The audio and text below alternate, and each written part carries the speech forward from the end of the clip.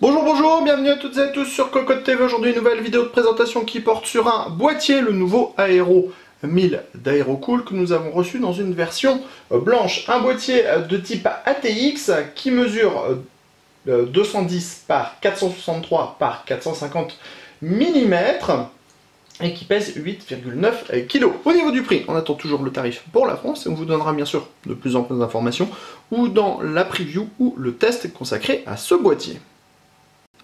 Nous voilà donc devant ce Aero 1000, un boîtier qui est très agréable physiquement parlant, beaucoup plus dans cette version blanche parce qu'elle est très contrastée. Il faut savoir que la vitre ici est teintée noire, donc ça rappelle l'avant et le dessus. Alors on découvre tout ça justement avec la face avant qui propose une sorte de renfoncement comme on a déjà vu chez une autre marque. Ça c'est plutôt bien fait et joli.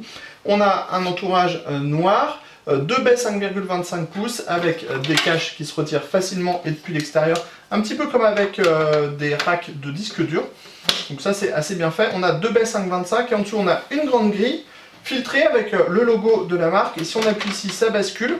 On trouve à l'arrière un filtre qui est amovible et deux ventilateurs en 120 mm.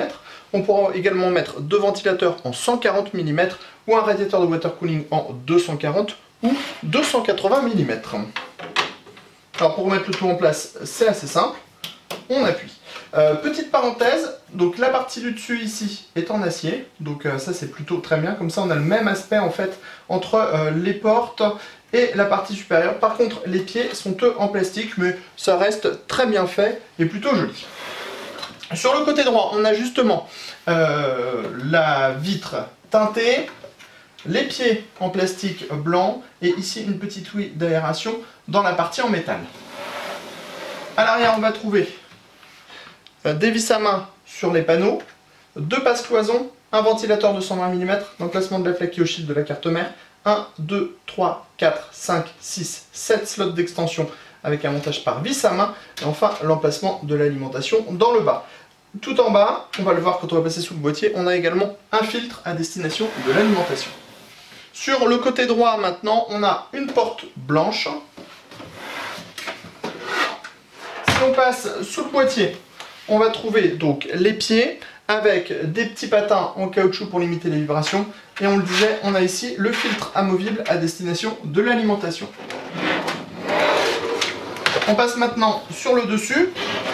Sur le dessus, on a le panneau de contrôle à l'avant avec le power on, le reset, deux USB 3.0, les entrées-sorties audio, c'est en finition noir laqué. Et enfin ici, on a des emplacements pour des ventilateurs en 2x120 ou 2x140 mm et on a un filtre aimanté sur le dessus. Hop, c'est très simple à utiliser.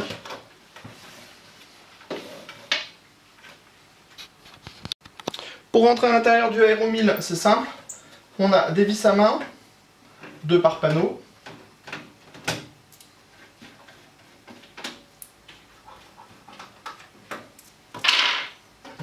On tire les portes et ça s'ouvre très facilement. Ici, on a le plexiglas teinté noir.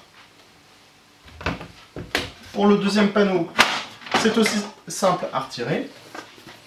Au niveau du châssis, on est sur quelque chose de très moderne, il n'y a aucun souci. On a un accès backplate, des passages un peu partout, des câbles en caoutchouc, une finition noire, une alimentation dans le bas avec des dispositifs pour lutter contre les vibrations, des cages HDD qui sont amovibles, on a en plus pas mal de place et les possibilités d'intégration qui sont plutôt bonnes. À l'avant, on a les deux baies 5,25 pouces avec un système de montage sans vis.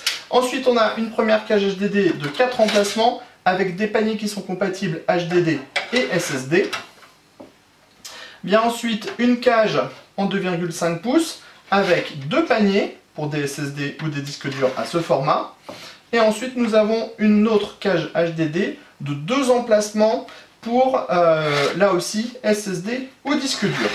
Il faut savoir que la cage du bas n'est pas amovible, elle restera toujours en place, mais les autres le sont, ce qui permettra donc de mettre des grandes cartes graphiques si on a besoin, et ça donnera aussi plus de possibilités pour l'intégration du radiateur de water cooling, puisqu'on a plus de largeur à cet endroit-là.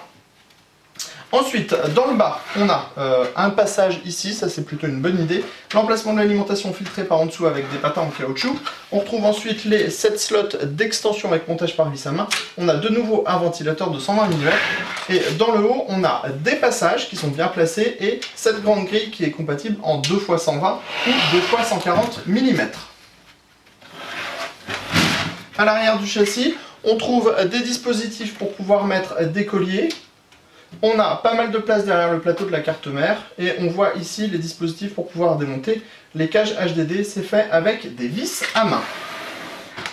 Alors, on reviendra très prochainement sur cocodland.com sur ce boîtier avec un test complet de ce dernier. Sur ce, on vous dit à très bientôt pour nos tests sur cocodland.com et sur Cocotte TV pour toutes nos vidéos.